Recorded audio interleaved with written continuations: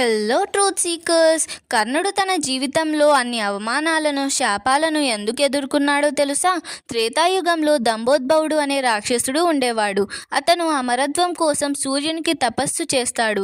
తన తపస్సుకు మెచ్చి సూర్యుడు ప్రత్యక్షమయ్యి ఒక వరాన్ని కోరుకోమంటాడు.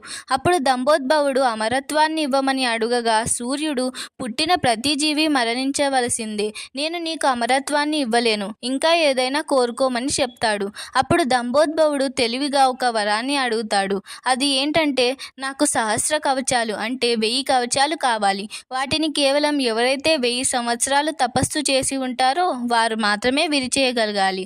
అలానే ఎవరైతే ఒక్క కవచాన్ని విరిచేస్తారో వారు వెంటనే మరణించాలి అని అడుగుతాడు. అప్పుడు సూర్యుడు తప్పక సరే అని ఆ వరాన్ని ఇస్తాడు. అప్పటి నుండి దంభోద్భవుడు తన్ని అంతం చేసేవారు ఎవరు లేరని అందరినీ హింసిస్తూ ఉండేవాడు. తర్వాత ఏం జరిగిందో తెలుసుకోవడానికి నా